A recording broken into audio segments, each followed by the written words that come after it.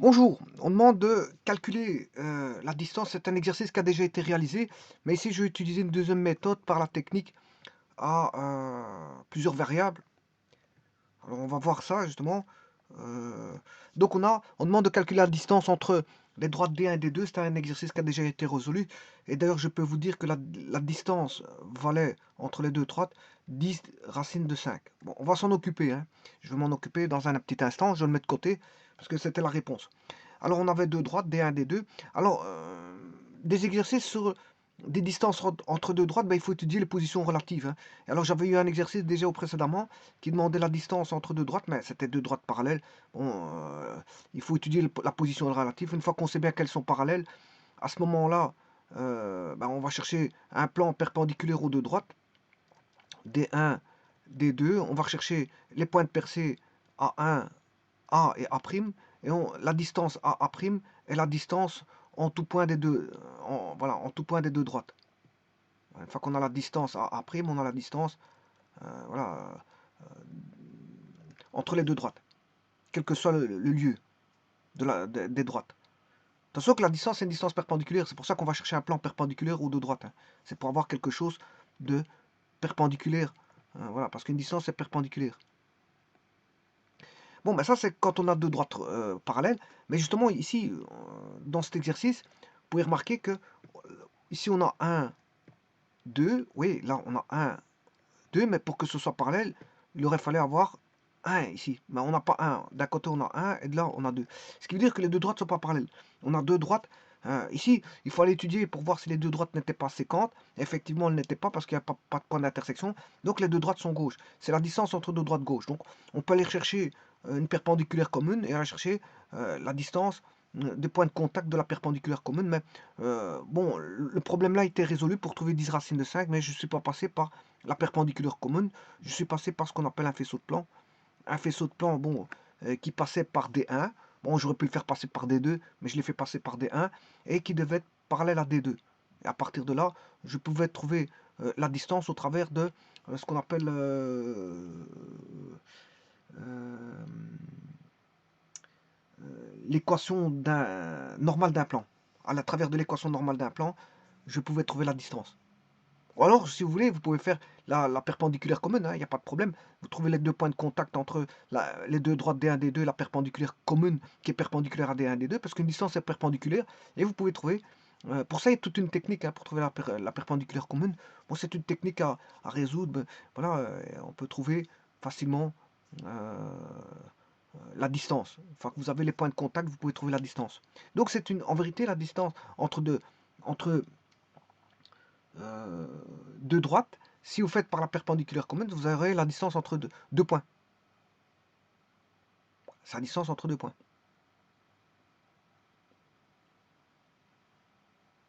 Alors on peut avoir la distance entre deux points. Bon, vous connaissez comment on appelle ça, la formule, hein.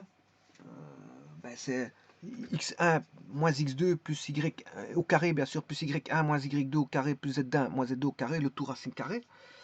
On peut avoir la distance d'un point à une droite. Bon, il y a différentes façons de voir les choses, mais c'est racine carrée d'un vecteur AB carré moins AB fois U. Ouais, je peux l'écrire. Donc, bon, ici j'abrège la formule, hein, parce que je l'abrège, parce que c'est pas. On peut parler en termes de distance, voilà, mais ici je vais abréger entre la distance entre un point A et un point D. Bon, si j'abrège la formule, elle devient AB carré moins AB fois U. Ici, je l'ai abrégé, c'est la distance entre un point et un droit. On peut avoir la distance entre un point et un plan. Bon, c'est mx1 plus ny1 plus pz1 plus q sur la racine carrée euh, de m carré plus n carré plus p carré. Et ça, c'est la distance d'un point A à un plan pi. Alors, x1, y1, z1, ce sont les coordonnées du point. Et donc, si maintenant vous trouvez une valeur négative, ben, il faudra prendre l'opposé pour qu'elle soit positive.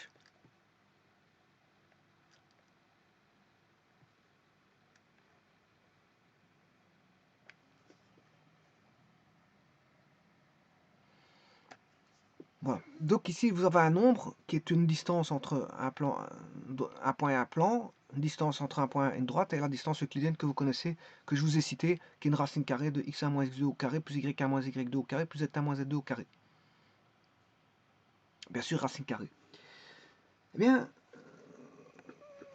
ça, tout ça, j'ai développé donc la vidéo précédente par l'entremise. Bon, comme je vous ai dit, j'ai étudié tout d'abord la position des deux droites pour marquer que c'était deux droites D1 et D2 sont deux droites gauche.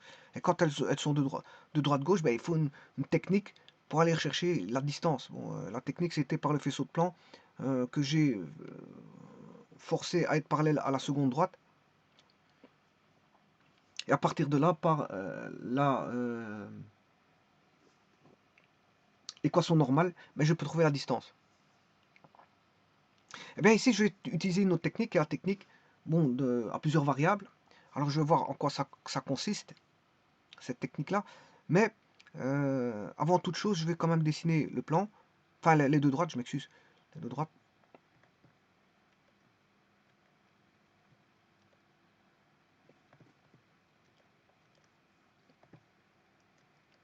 Alors, je vais pas, j'ai pas envie de faire le, comment on appelle ça,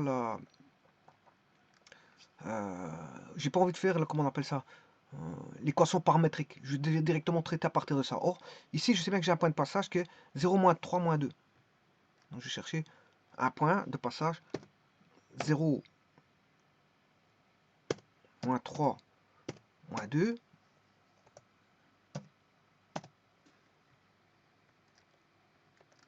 0, non, c'est 0,32, je m'excuse. 0,32. C'est 0,32. Si je fais x égale 0, j'ai 0. 3 moins 3, ça fait 0. Et z moins 2 moins 2, ça fait 0. C'est 0,32, je m'excuse, je me suis complètement trompé. 0,32. Voilà, ça c'est un point de la droite. Maintenant, ce que je vais faire, je cherche un vecteur directeur qui est de la droite, qui est 1, 2, 1. Bon, A, virgule, 1, virgule, 2, virgule, 1.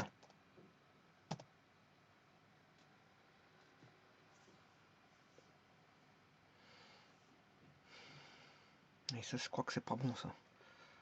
Si je fais par rapport à l'origine,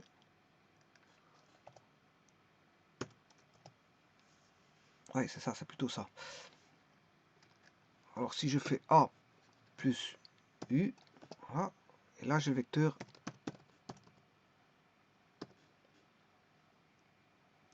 A, virgule, B, voilà.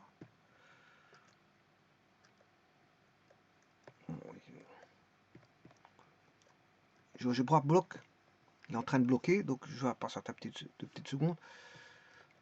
Je ne sais plus refermer le... Je sais pas ce qui se passe.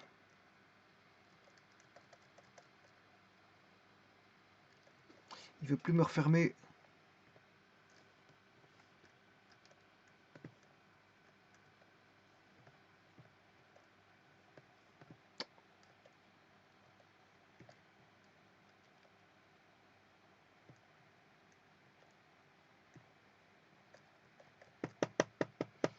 Bon. Je vais en ouvrir un second parce que apparemment il bloque. Je m'excuse, mais bon, ça va aller vite.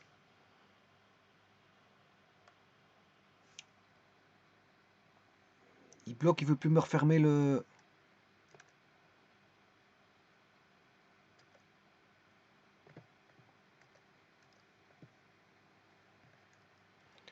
On va recopier ça. Donc c'est... Ah ben voilà, il l'a refermé là. Attends, voilà, maintenant il l'a refermé. En remontant, il l'a refermé. Bon, ben, on va travailler sur ça alors. Donc c'est la droite AB.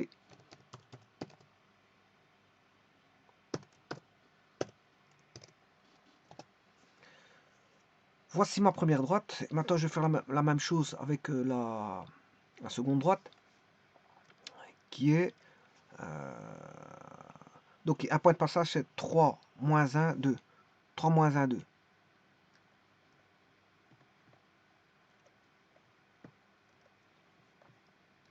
Donc, je mets le point 3. moins 1.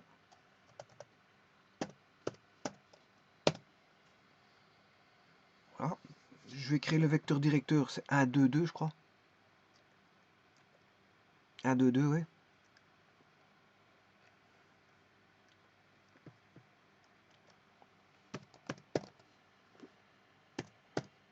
À partir de l'origine, 1, 1,2, 2. Je fais C plus W. Hein, et j'ai la droite, j'ai le vecteur C,D. Et la droite, qui est un vecteur directeur de la droite, bien sûr, vous aurez compris, CD. Bon, et alors je peux enlever tout ce qui passe par l'origine. Ça, est-ce que j'ai besoin du point D? Pas besoin de voir ça. Le vecteur là, directeur, je peux le laisser. Celui de l'origine, je peux l'enlever. Par rapport à l'origine, je peux l'enlever. Voilà, comme ça, bon. On a les deux droites. Maintenant, vous voyez, c'est les deux droites dans l'espace. C'est ces deux droites là. Donc c'est, on a bien deux droites gauche. Maintenant, je vais trouver la distance entre D1 et D2.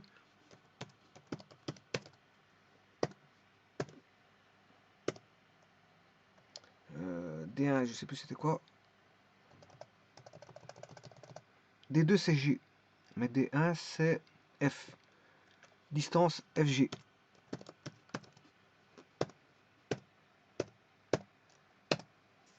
4,47. Alors je vous rappelle que 4,47 c'est 10 sur racine de 5 parce que l'exercice a déjà été résolu auparavant.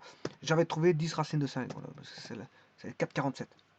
Donc, parce qu'il y a une méthode qui a déjà été faite. D'ailleurs, je vais renverrai le lien vers la précédente vidéo. Ça d'office. Hein. On a la distance a déjà été calculée, je la connais. Alors maintenant, qu'est-ce que c'est que ce 10 racine de 5? Qu'est-ce que c'est que ce 10 racine de 5?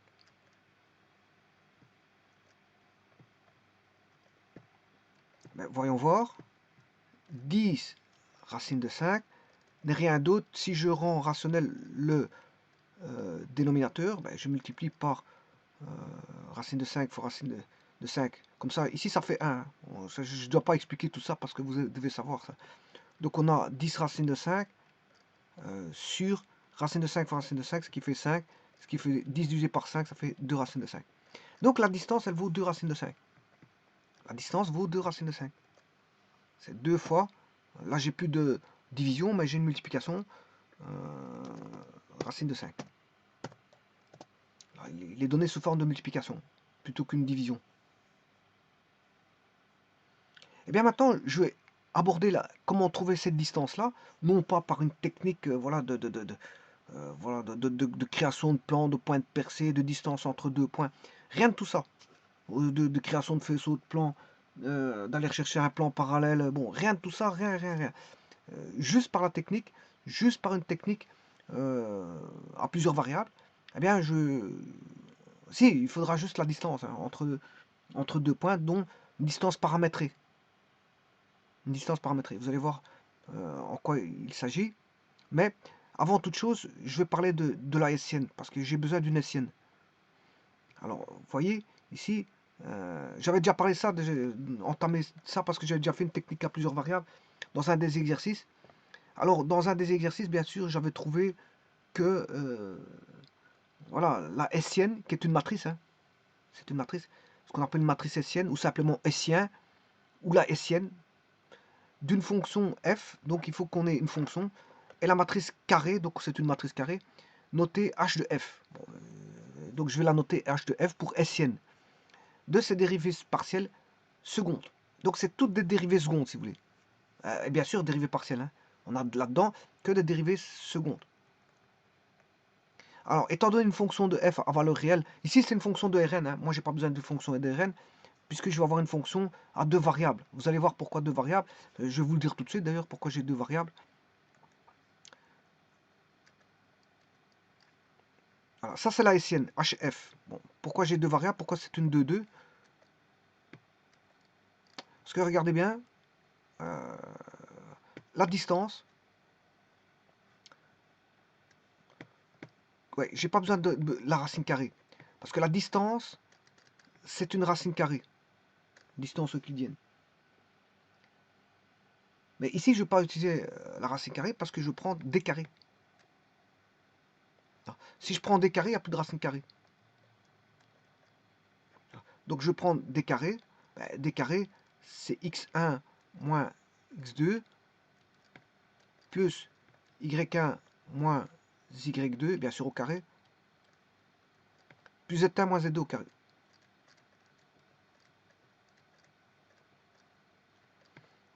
Mais x1, je connais, puisque x1, c'est un point de la droite D1. Et un point de la droite D1, c'est en paramétrique, x égale lambda. On sait bien qu'x vaut lambda.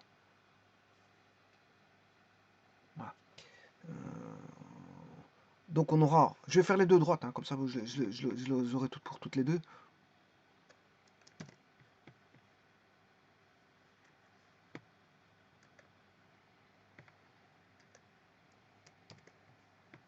Alors, il y en a un, ce sera lambda, l'autre c'est mu, parce qu'on n'a pas simultanément les paramètres qui sont égaux pour l'un ou pour l'autre. Hein. Pour l'un et pour l'autre. Elles sont distinctes. C'est pas parce que vous prenez lambda égale 1 d'un côté que le lambda doit être égal à 1 de l'autre côté. Non, c'est deux paramètres distincts. Donc si j'écris l'équation paramétrique, vous aurez d'un côté lambda et de l'autre côté mu.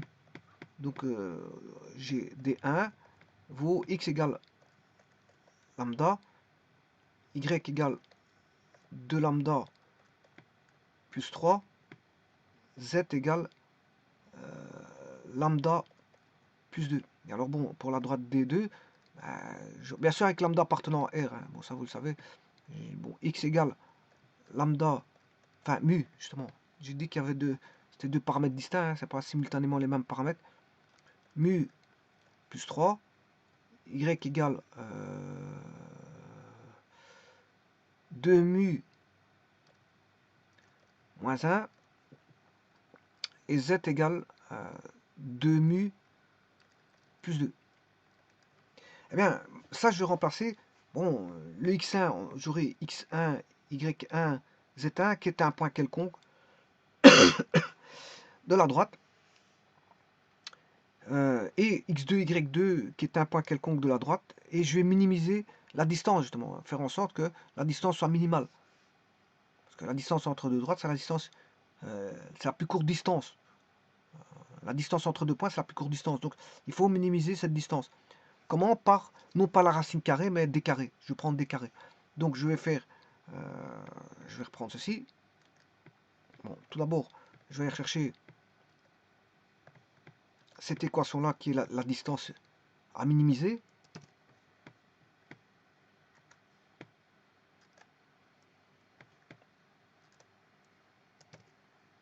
Bien sûr, je vais remettre les carrés, hein, parce qu'ils se sont effacés. On a un carré là, on a un carré ici. Alors maintenant, je peux aller rechercher x1, x2, x3, enfin, z1, y1, z1, z1, x1, y1, z1, x2, y2, z2.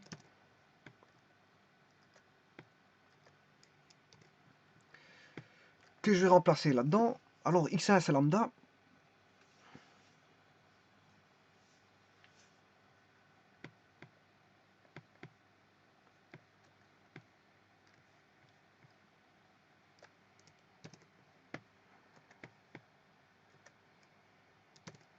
Je vais d'abord mettre x1, y1, z1.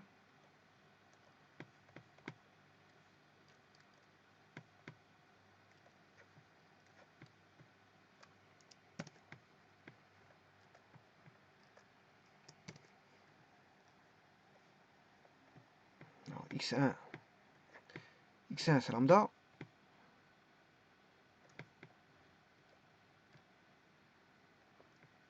Y1, c'est 2 lambda plus 3.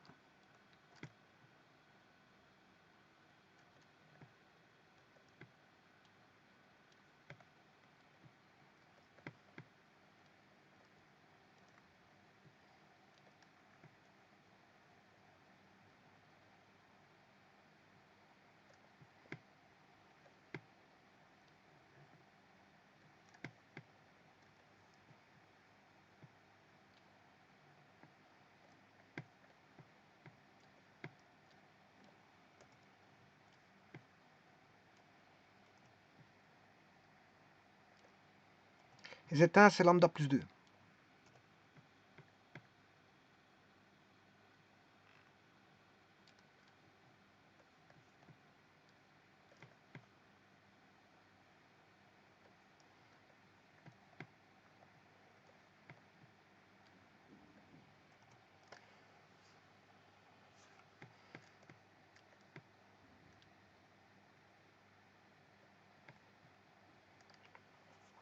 Alors, x2, y2, z2.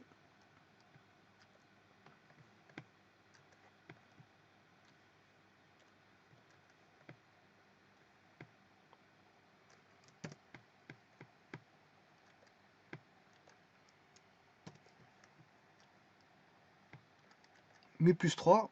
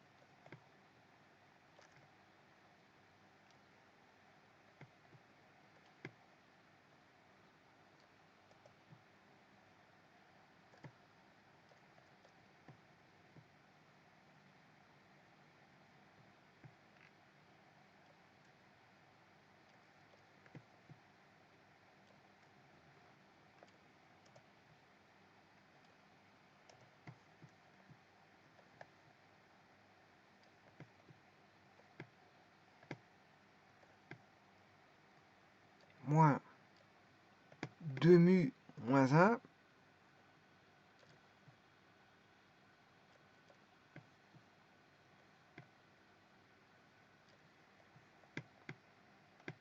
Et enfin, le Z2, 2 mu plus 2.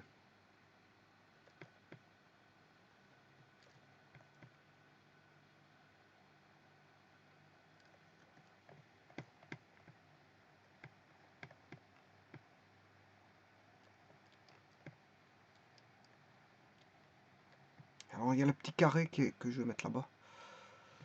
Alors là, je peux effacer tout ce qui est superflu.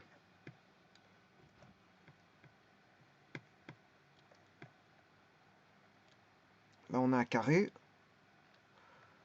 Là, on a un carré. Bon, je vais la réduire, bien sûr, hein. Je vais réduire tout ceci.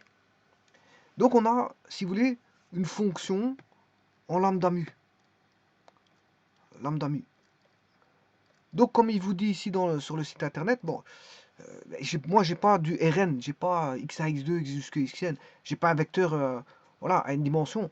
Moi, j'ai un vecteur à deux dimensions. Donc, c'est du R carré. Donc, j'ai une matrice de 2. J'ai une matrice carrée de 2. Et donc, vous voyez que c'est toutes des dérivées secondes. Alors, vous voyez que la dérivée seconde, comment elle est fabriquée dans la Hessienne, c'est d carré f de delta xk1 carré. Alors, on dérive à chaque fois, partiellement, bien sûr, x1, x1, x1, x2, x1, x3, x1, x4, jusqu'à x1, xn. Ça, c'est pour la première ligne. La seconde ligne, c'est x2, x1, ben, bien sûr, dérivée seconde de partielle par rapport à x2, x1, par rapport à x2, x2, par rapport à x2, x3, par rapport à x2, x3, par rapport à x2, x4, x2, x5, x2, jusqu'à x2, xn, et ainsi de suite. Et la dernière, ce sera xn, x1, x dérivée partielle par rapport à xn, x1, dérivée partielle par rapport à xn, x2, dérivée partielle par rapport à xn, x3, xn, x4, et ainsi de suite. Et c'est chaque fois des dérivées secondes. Donc, c'est ça une Hessienne. Bon, c'est étudié bon, dans beaucoup de domaines, notamment quand on étudie l'espace. L'espace, les vecteurs de l'espace, voilà, les courbes de l'espace, pour voir s'il y a un minimum local, les surfaces, un minimum local, voilà, ou un maximum local, ou autre chose. Un point critique, ce qu'on appelle un point critique. Alors je vais quand même un peu vous lire avant d'entamer les calculs, un petit peu parce que c'est intéressant quand même de savoir tout ça. On appelle discriminant Sien, ou simplement Sien, le déterminant de cette matrice. Donc c'est ce qu'on appelle le discriminant Sien, c'est le déterminant de cette matrice-là. Le terme hessien a été introduit par James Joseph Sylvester, donc c'est pas S qui l'a trouvé. Hein. Vous connaissez Otto Hess, Ludwig, d'ailleurs son nom il est là, l'allemand Ludwig Otto Hess.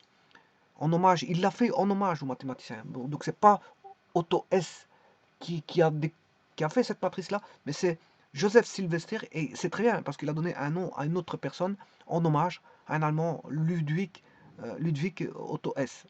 Donc, il aurait pu donner, on aurait pu dire une matrice de Sylvester, pourquoi pas, parce que c'est lui qui l'a trouvé. Mais il l'a donné au nom de Otto Hess, et donc c'est très bien, c'est un grand hommage qu'il a fait à ce monsieur. Bon, ça c'est déjà, c'est pour la petite philosophie ici.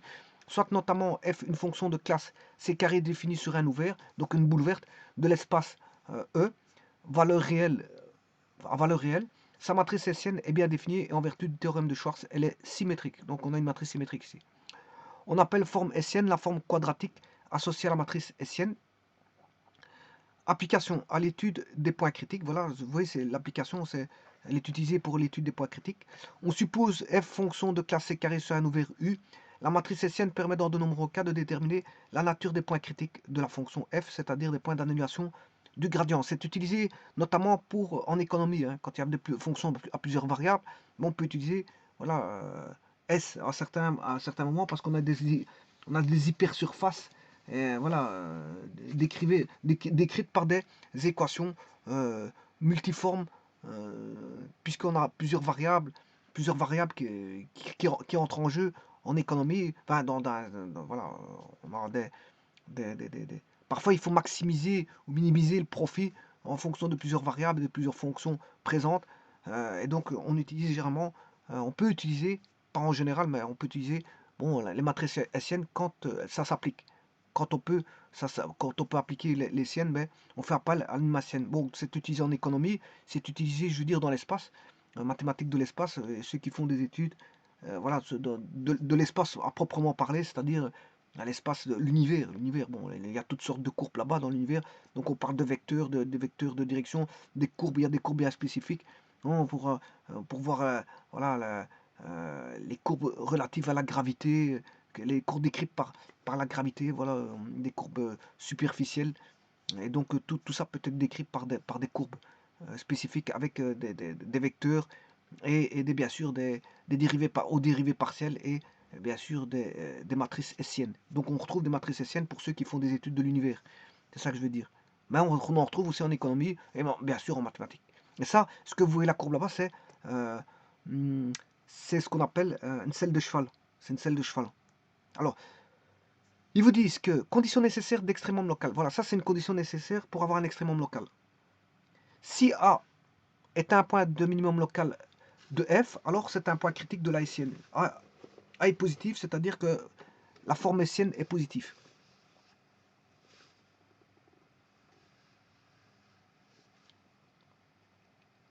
Si A est un point de maximum...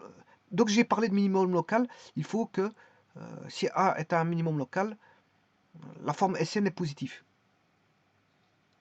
Bah, ça, je veux voir. Hein. Donc, ça veut dire, en d'autres termes, moi j'ai une 2-2. Hein, ici, c'est pas une NN, c'est une 2-2. Enfin, N vaut 2 ici, c'est ça que je veux dire. Voilà, on a ça. Et donc, pour avoir un minimum local, il faut que f seconde soit positif. Pour avoir un maximum local, il faut f seconde négatif. Et on ne sait pas conclure, il faut faire une étude de fonction.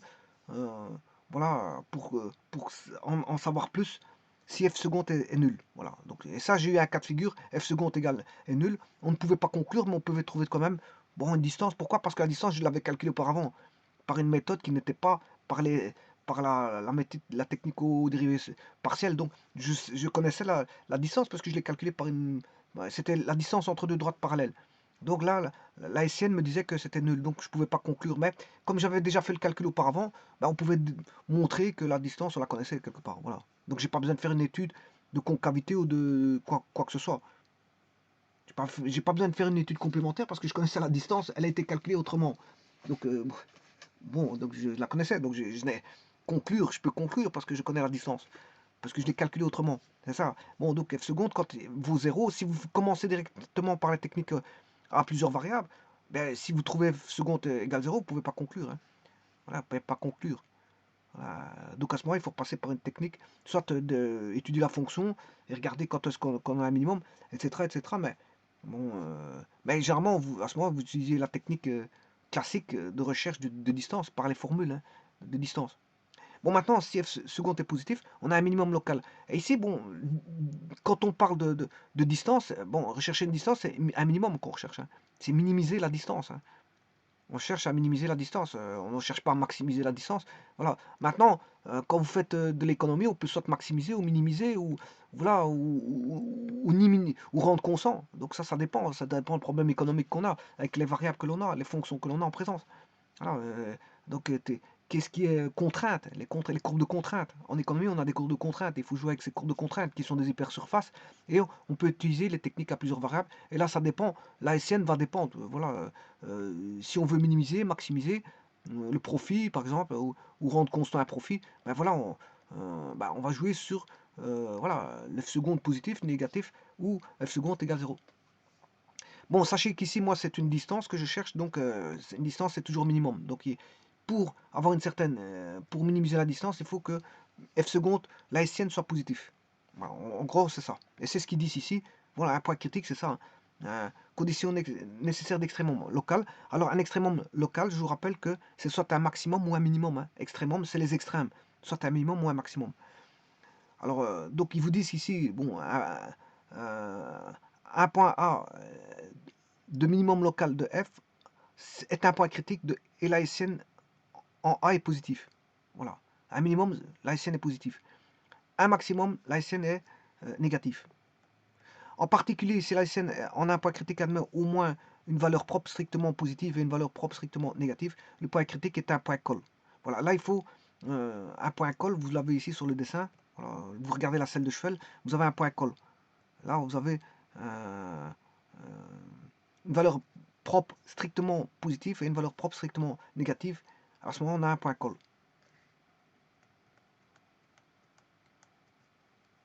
Alors, il vous explique ici, condition suffisante. Attention qu'ici, c'est une condition nécessaire, hein. Voilà. Donc, si A est un point de minimum local de f, alors c'est un point critique et la SN A est positif. Bon, ça, c'est une condition nécessaire. Mais là, vous avez la condition suffisante d'extrémum local. Vous avez condition nécessaire et puis condition suffisante à part. Si la SN est définie positive, la fonction atteint un minimum local. Donc là, on part de la condition nécessaire, on part du point, on dit que c'est un minimum local. Alors c'est un point critique et la SN est positive. Par contre, la condition suffisante, il suffit que la SN soit positive pour dire qu'on a atteint un minimum local strict au point critique. Si la SN est définie négative, à ce moment-là, c'est une condition suffisante pour dire que la fonction atteint un maximum local strict au point critique. S'il y a des valeurs propres de chaque ligne, le point critique est un point col. Dans ce dernier cas, on définit l'indice du point critique comme la dimension maximale d'un sous-espace sur lequel la SN est définie négative, c'est aussi le nombre de valeurs propres. Tout ça, il faut étudier les SN. Hein, voilà. Je l'étudierai un jour ou l'autre. Voilà. Si c'est la courbe algébrique d'équations projectives homogènes f de x, y, z égale 0, on appelle courbe hessienne. Ça, c'est une courbe hessienne. Ou simplement hessienne, courbe hessienne. Voilà. Dont l'équation projective est h de f telle que f de x, y, z égale 0, où h de f est le hessien, déterminant la matrice hessienne de f. La hessienne de f a pour intersection avec C les points critiques et les points d'affection de C carré. Si C est de degré D, sa hessienne est de degré 3D-2, d'après le théorème de Bézout. Le nombre des points d'affection d'une courbe régulière de degré D est donc 3D fois D-2, qui est un cas particulier d'une formule de plus que... Bon, tout ça, il faut étudier, ça s'étudie. Hein. Bon, ça, c'est vraiment des informations en vrac qui sont là, mais tout ça, ça s'étudie, parce que la hessienne, il y a un point de départ de l'étude. Là, si on veut étudier une hessienne, voilà, je peux faire l'étude de la hessienne complète, mais avant de parler de tout ça, bon, c'est vrai que quand on regarde tout ça, c'est des informations en vrac, bon, il faut étudier la hessienne.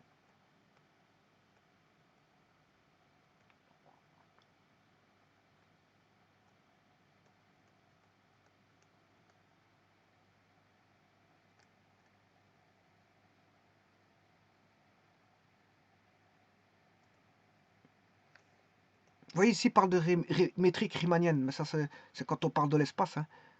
Voilà, dans l'espace, on a des métriques riemanniennes, voilà, temps sur Hessien, avec des opérateurs nabla.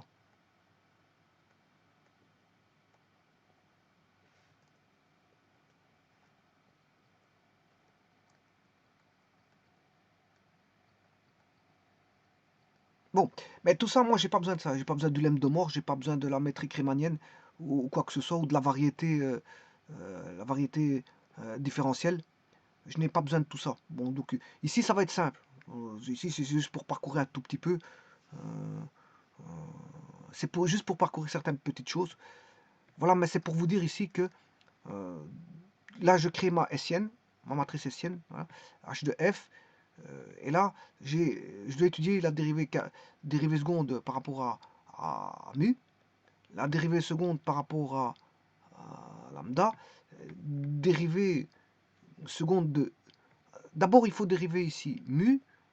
Ici, quand on vous dit ça, oui, ça j'ai oublié de vous dire, attention quand vous faites des dérivées partielles, écrire cette écriture-là, ça veut dire que mu est constant, et on dérive par rapport à lambda. Et puis, lambda est constant, on dérive par rapport à mu. Donc attention à ça. Tout comme ici, c'est d'abord lambda constant, puis on dérive par rapport à mu, et puis mu constant, on dérive par rapport à lambda. Donc attention à tout ça. Mais de toute façon, je vais pour vous dire que normalement ces deux-ci sont égaux. Pourquoi ces deux-ci sont égales? Parce que on peut démontrer que si les fonctions, donc ici, f, si f de f seconde de xy et f seconde de yx sont continues, alors elles sont identiques. Et donc là, ces deux-là, je n'ai qu'à faire une fois la dérivée partielle. Elle sera valable pour le... Et ici, effectivement, c'est continu. Hein. Ça va être continu. Ça va être continu. Donc, ces deux valeurs ici...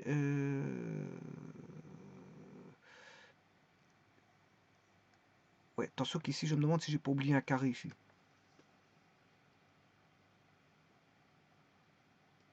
Si j'ai oublié un carré.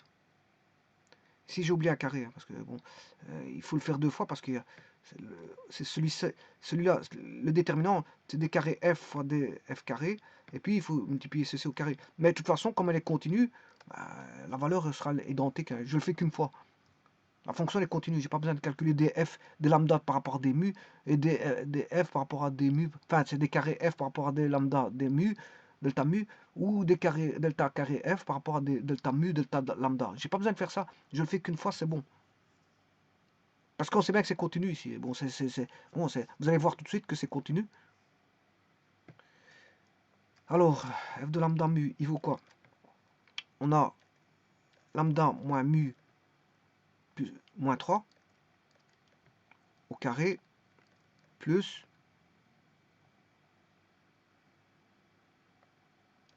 2 lambda moins 2 mu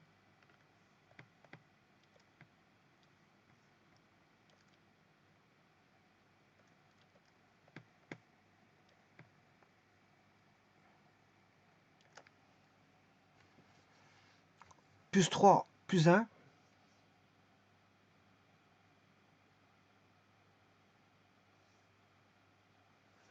ce qui fait plus 4 au carré. Et le dernier, plus lambda moins 2 mu, plus 2 moins 2, ça fait 0. Voilà, il reste ceci. Voilà la fonction lambda mu. Et ça, c'est continu. Hein. Il n'y a pas de dénominateur. Le domaine de ça, c'est... Le domaine de la fonction xy, c'est je peux mettre ce que je veux dans la lambda mu. Hein, que vous mettez 0... Voilà, c'est une fonction dans... c'est une fonction de R carré. Le domaine, c'est R carré. Le domaine de ça, c'est R carré. Bon, elle est continue. Donc, comme je vous ai dit, la dérivée partielle de seconde de la fonction f par rapport à lambda et delta lambda delta mu, ben, ce sera égal à, on aura dérivée partielle de, seconde de f, si je fais par rapport à delta mu, ben, ça va être égal à dérivé. Alors, moi, je vais pas le calculer, je vous le dis tout de suite, hein. Voilà, je pose ceci, euh, voilà, je pose ceci, sachant que la fonction est continue. Elle est continue. Ouais, le domaine, c'est R carré, donc elle est continue. Donc, j'ai pas besoin de calculer deux fois, ça m'intéresse pas.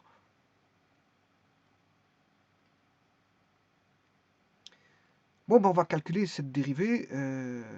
Bon, on va dériver par rapport à d carré. Je vais calculer par rapport à dérivée seconde par rapport à mu. Alors, par rapport à mu, lambda est une constante. On aura deux fois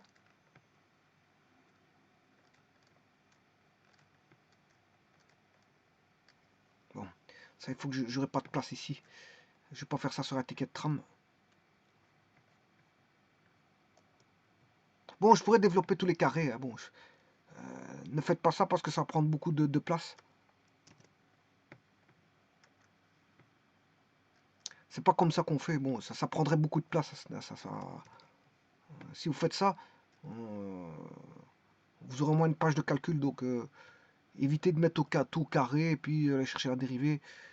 Non, ici, on peut faire directement la dérivée par rapport au carré. Donc, je vais dériver par rapport à d carré f par rapport à delta mu carré. 2 lambda moins mu moins 3 fois la dérivée de... Alors, lambda est une constante ici. Hein. Moins 3 est une constante, donc il va rester dérivée de moins mu, c'est moins 1.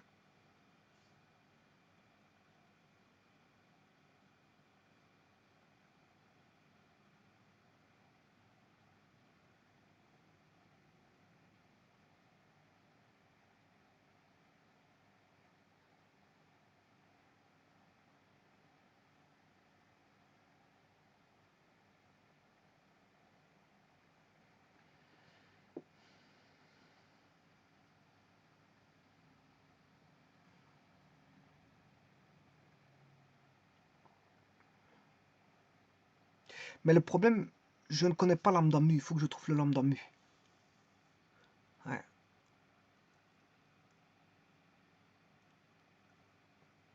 Je ne connais pas le lambda mu, je ne pourrais pas faire grand chose avec ça parce qu'il faut une valeur. Pour dire que c'est positif, négatif, il faut une valeur. Donc avant toute chose, je vais calculer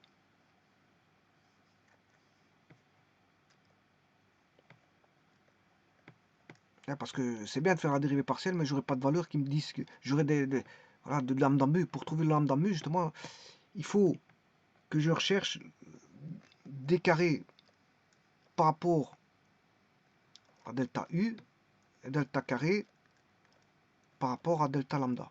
Et là, je peux retrouver le lambda mu.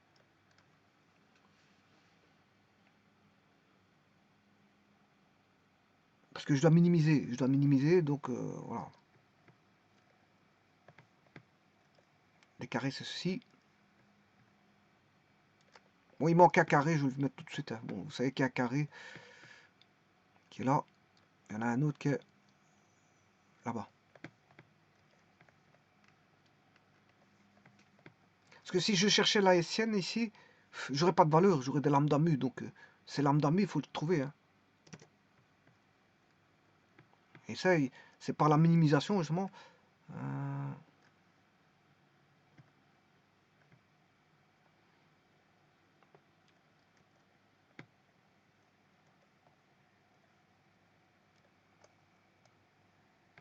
Bon, ici, juste une petite... Ouais. On va dériver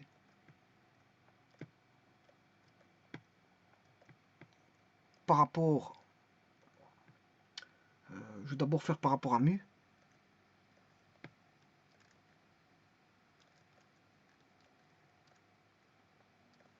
Voilà. Je vais égaler à 0.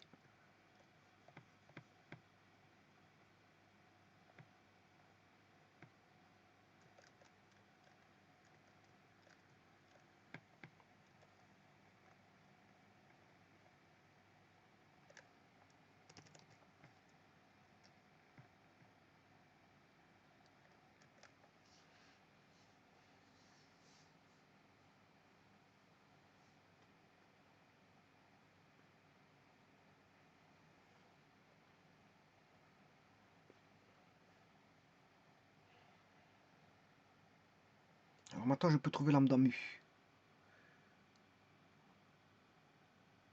Alors si je dérive par rapport à mu, mu est une constante, on aura 2 fois lambda moins mu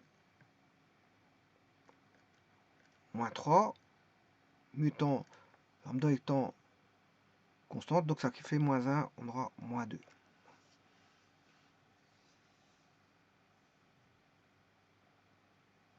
Ensuite, suivant, 2 fois 2 lambda moins 2 mu plus 4 fois moins 2. Donc chaque fois, vous allez chercher le coefficient du mu. Voilà, donc je fais celui-ci fois moins 2, ce qui fait moins 4. Ce sera à chaque fois le double ici. Parce que le carré ici donne 2. Hein. Lui va donner 2, lui va donner 2. Et le mu, ben, il y a le coefficient du mu en prendre en compte. Donc vous aurez moins 2, moins 4, et là vous aurez moins 4. Donc tout se recopie, tout retombe au premier degré si vous voulez. Je vais le faire tout de suite. Tout retombe au premier degré, mais les coefficients sont doublés. Les coefficients de mu est doublé. On a un coefficient de mu dédoublé devant voilà, la parenthèse.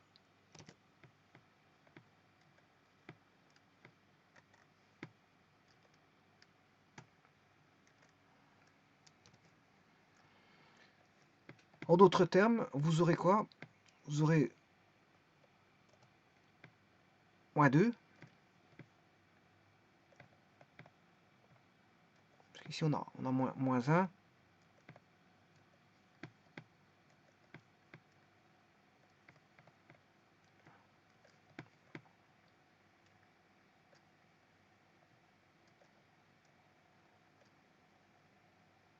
Et on aura moins 4.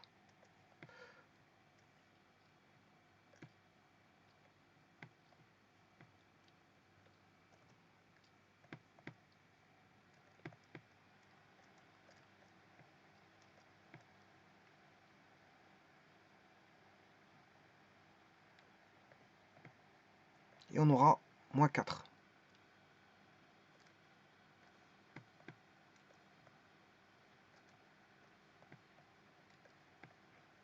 On a tout du premier degré. Tout. Maintenant, je peux tout calculer. On a moins 2 lambda, moins 8 lambda. Moins 4, ce qui fait moins 4, moins 8, moins 4. Moins 2, je m'excuse, c'est moins 2, moins 8.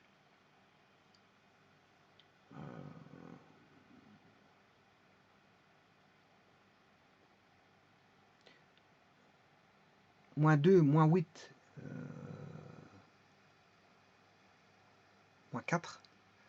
Moins 2, moins 8, moins 4, moins 8, moins 10, moins 14. Non, moins 14 lambda.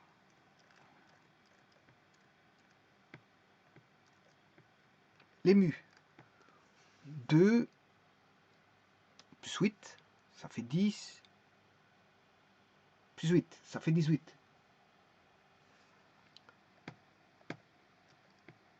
Plus 18 mu. 6. Moins 2 fois moins 3, ça fait 6. Moins 16. 6. Moins 6, moins 10. Moins 10. Moins 10. Moins 10 égale 0. Bon, je vais tout diviser par 2. J'ai moins 7 lambda. Plus 9 mu. Moins 5 égale 0.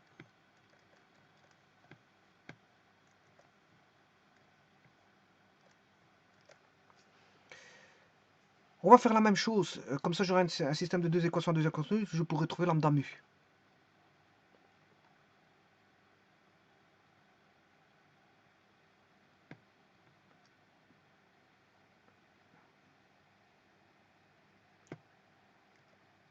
Je vais chercher avec le deuxième.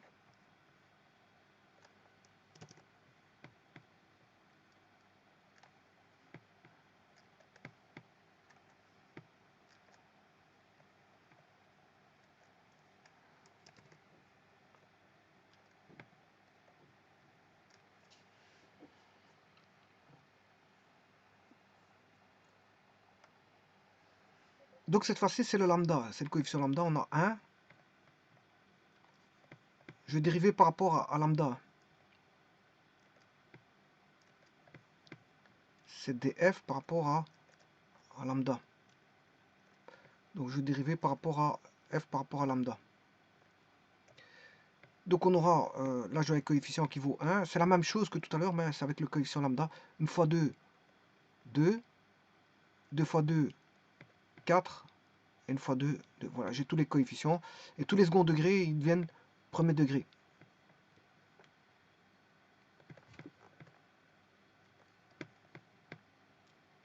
On aura, il suffit de recopier. Hein.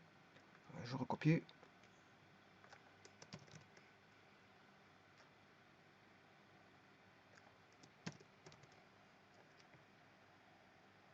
Et si on n'a plus de carré,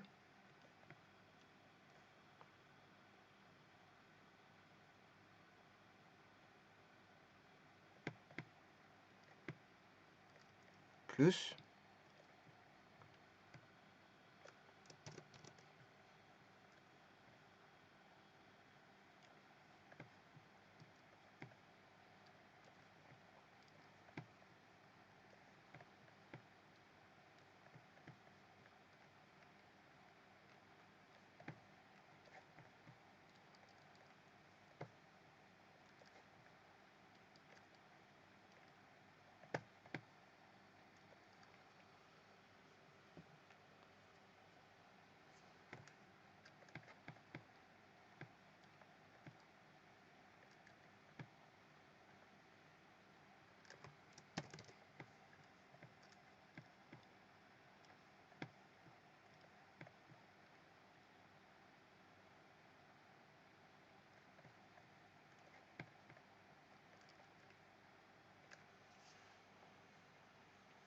donc on a 2 lambda plus 8 lambda plus 2 lambda, ça fait 8 plus 2, 10, plus 2, on a 12 lambda.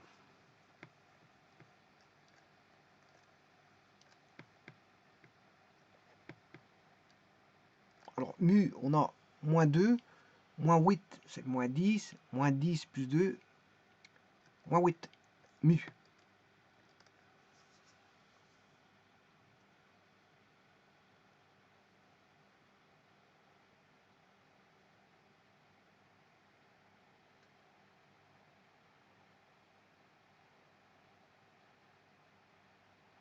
Non, je me suis trompé. Non, je me suis trompé. C'est moins 2 mu, moins 8 mu, moins 2, moins 8, ça fait moins 10, on est d'accord. Mais après, l'autre côté, c'est 2 fois moins 2 mu, ça fait moins 4. Ce qui fait moins 10, moins 4, moins 14.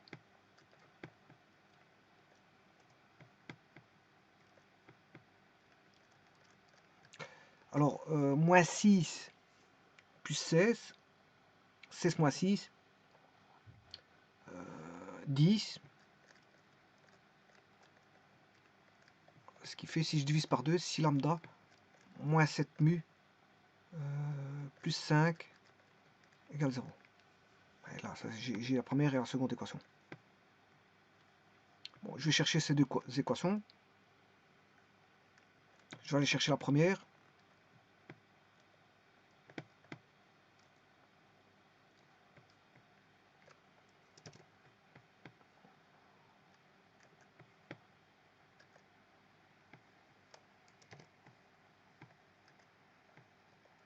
Je vais chercher la deuxième.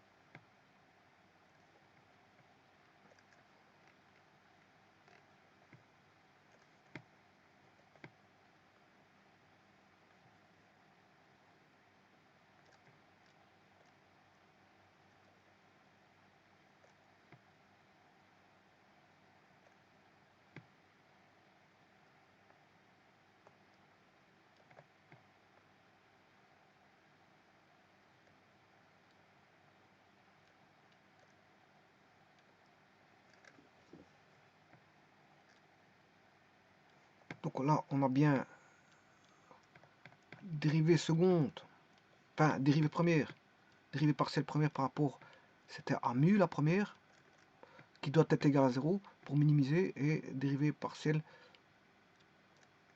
de f de lambda mu par rapport à lambda. Alors je vais résoudre le système ici. Voilà, je résoudre ce système. Alors si je fais l'addition,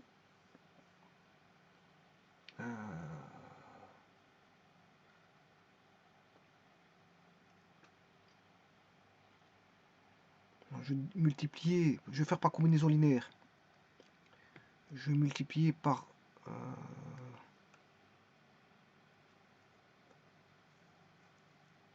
6 moins... Non, je peux faire une soustraction.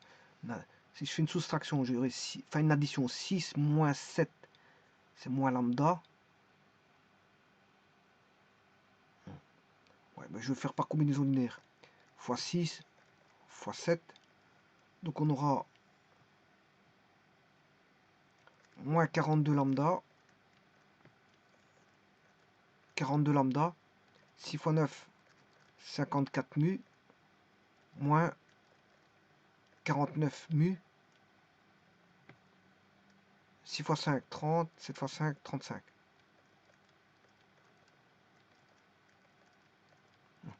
Là, j'aurai 42 lambda moins 42 lambda, ça fait 0 lambda. 59 mu moins 49 mu. 54 moins 49, donc ce qui fait 5 mu. 5 mu égale 35 moins 30, ça fait 5. 5 mu égale 30. Mu égale 1. Je trouve mu égale 1.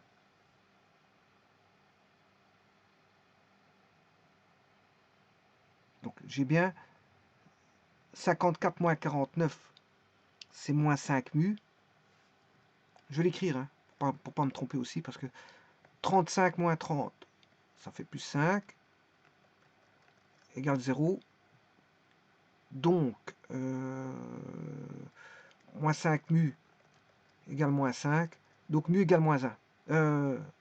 Mu égale 1.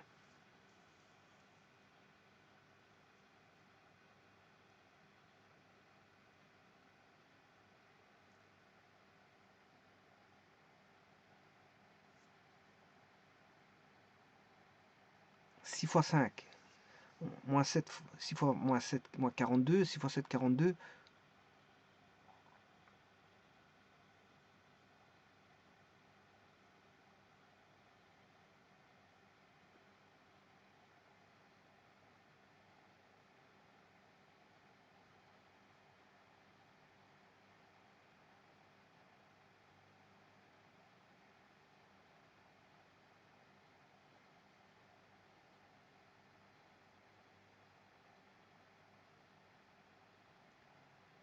Non, 54 moins 49, c'est 5 mu. 54 moins 49, si j'additionne, c'est 54 moins 49. Hein.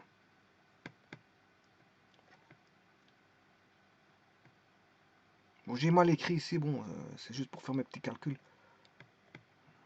Je vais réécrire ça correctement. Plus 54 mu moins 49 mu. Et là, j'ai 54 moins 49, ça fait 5 mu. Je ne sais pas pourquoi j'écris moins 5 mu. 5 mu plus 5 égale 0. Donc là, c'est bon. 5 mu égale moins 5. Donc mu égale moins 1. Voilà, ça c'est bon ça. On a mu égale moins 1. Bon, j'ai plus besoin de faire par combinaison linéaire pour trouver le lambda, puisque je vais le faire par substitution. Mu égale moins 1. Donc je vais prendre la première ou la seconde, peu importe, je vais prendre la seconde. Si lambda mu vaut moins 1, c'est qui fait plus 7, plus 5, égale 0. Si lambda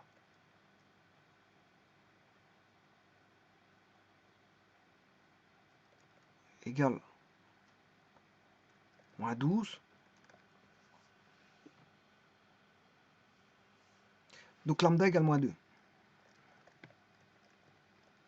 Donc lambda vaut moins 2. Voici déterminé donc la distance que je vais aller rechercher. Lambda mu sont déterminés.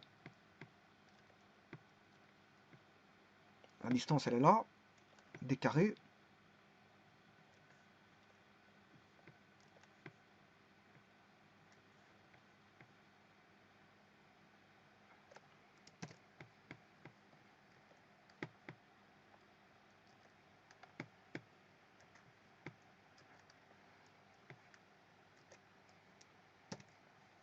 Donc lambda mu, lambda vaut moins 2.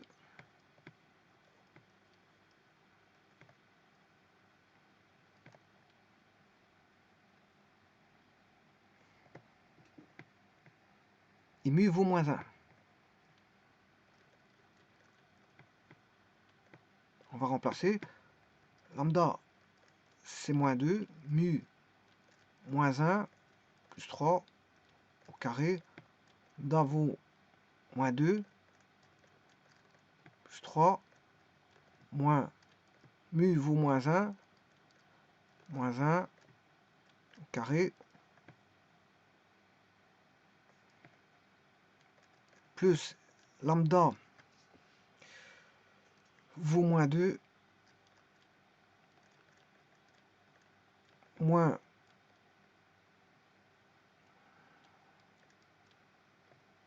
mu vaut moins 2, moins 1, plus 2 au carré. Bon, voilà. Avec ça, normalement, je vais avoir des carrés. Donc, ce qui fait moins 3 moins 1, 2. Moins 2, moins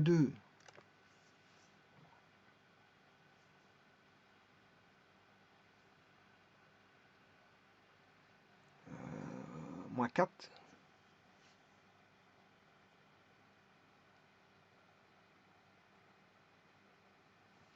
Et moins 4 au carré, 16.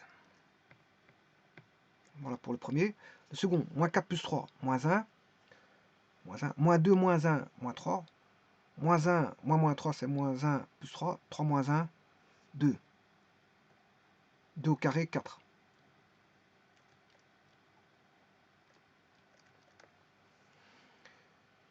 Moins 2 plus 2, ça fait 0. Moins 2 plus 2, ça fait 0. 0 moins 0, ça fait 0. Alors 16 plus 4, ça fait 20.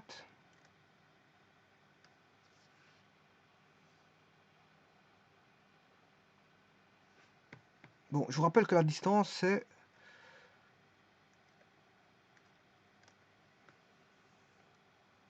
2 racines de 5.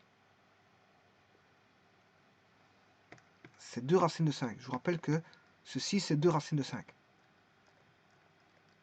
Donc c'est bon. Pourquoi? Regardez bien. Je trouve que d carré vaut 20.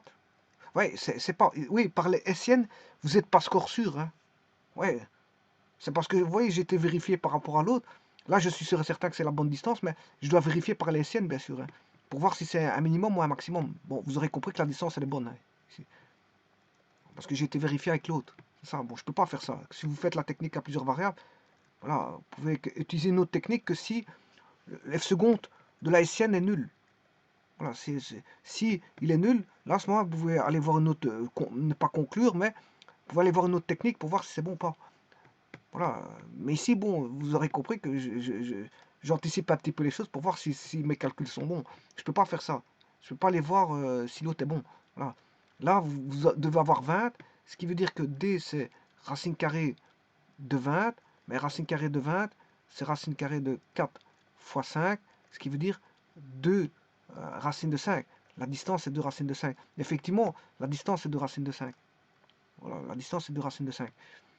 Mais vous devez faire en sorte que, bon, vous ne savez pas si c'est un minimum, un maximum, ou si on ne sait pas conclure. Voilà, donc en fait, vous devez calculer de nouveau la SN ici. Voilà, c'est à ce moment-là qu'on peut calculer la SN.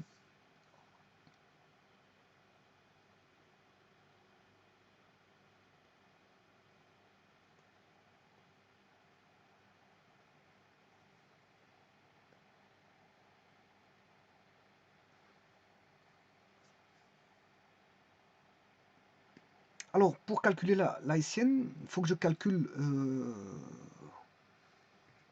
ceci. D carré F D mu carré fois, ben, je vais appliquer la formule ici, pour calculer le déterminant de S, et voir si c'est un minimum local, un maximum local, ou si on ne sait pas conclure. Alors j'ai déjà calculé ici df par rapport à mu. J'ai df par rapport à mu. Maintenant je vais faire df seconde par rapport à mu.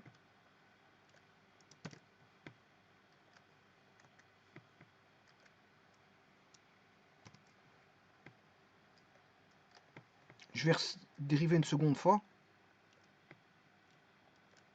Donc je vais redériver ceci par rapport à... Maintenant c'est pour voir si c'est possible. Si j'ai un maximum ou un minimum. Hein. Bon, vous aurez compris que... Donc il faut dériver par rapport de nouveau à mu. Si je dérive par rapport à mu, lambda est une constante. Donc ça fera 0, 0. Et il va rester 9. Il va rester 9. Alors je vais dériver par rapport à lambda maintenant. Dérivé seconde par rapport à lambda. J'ai déjà dérivé une fois par rapport à lambda. Donc je prends ceci. Je redérive.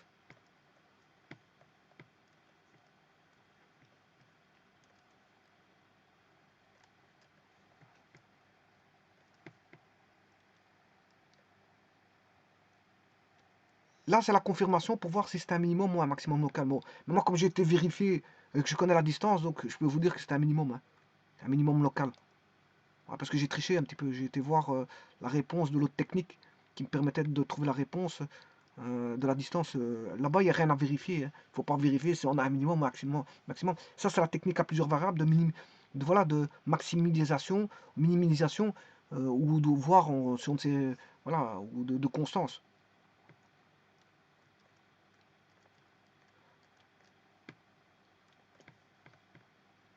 Maintenant,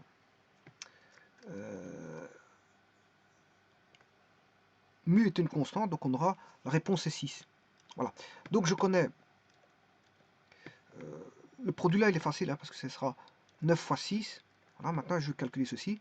Alors je vous ai dit que j'en calcule qu'un seul. Hein. Voilà, parce que ici je vous ai dit que quand on a... je vous dis le domaine c'était R carré, donc elle est continue dans R carré. Donc f de x seconde y et f de y seconde x, ces deux-ci sont égaux. Donc il suffit que j'en calcule un, bien sûr je dois mettre au carré après. Et si c'est après je regarde le signe, si c'est positif, négatif ou si c'est nul. Alors je pourrais vous dire que on va avoir ceci, hein, parce que j'ai vérifié le résultat, je connais, la distance est 2 racines de 5, donc je sais bien que c'est un minimum local. Bon, alors, parce qu'elle a été déjà calculée par une autre technique. Alors il ne reste plus qu'à calculer donc d carré f par rapport à lambda, à mu, ou lambda mu, ou par rapport à lambda mu, ou mu lambda, de toute façon ça va être la même chose, parce que la fonction est continue, je viens de vous le dire. Donc je prends un des deux. Hein, voilà. Si je prends un des deux, je vais dériver, celui-ci par rapport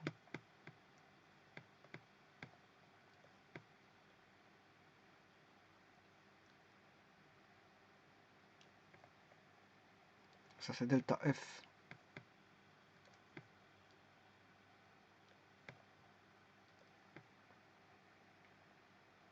voilà. Je vais dériver une seconde fois par rapport à mu.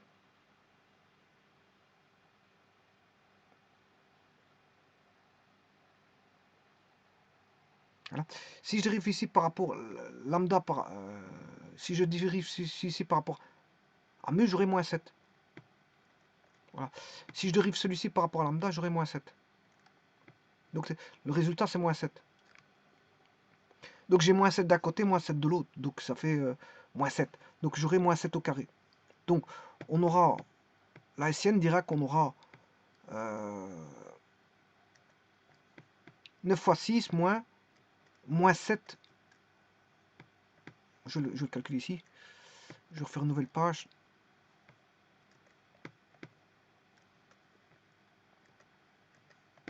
« 9 fois 6. 9 fois 6. Moins 7 fois moins 7 qui est moins 7 au carré. Et là, 6 fois 9, 54. Moins 7 au carré, 49.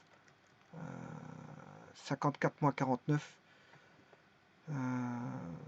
C'est positif. Et quand c'est positif, ben, on a un minimum local. Donc la réponse qu'on a trouvée tout à l'heure, c'était une distance minimale. La réponse de tout à l'heure, donc le 2 racine de 5 qui a été trouvé.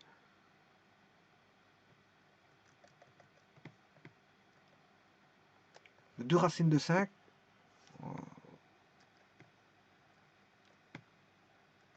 que je vais vous montrer. Je vais juste vous dire que c'est ça qu'il faut prendre, parce que la réponse, voilà, la hessienne est positive, donc on a un minimum local, et donc la distance est un minimum.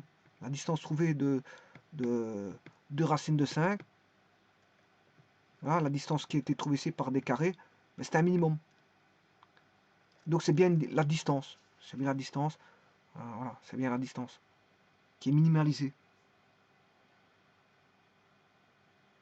Bon, mais moi j'avais triché un petit peu, j'étais voir la réponse d'ici, qui a déjà été calculée par une autre technique, d'où je savais bien que c'était la distance minimale, hein, puisqu'une distance est minimale par définition. Sauf quand vous faites par la technique à plusieurs variables, vous devez définir si elle est minimale ou maximum. Si vous faites un profit ou un bénéfice ou un profit ou enfin un profit ou une perte.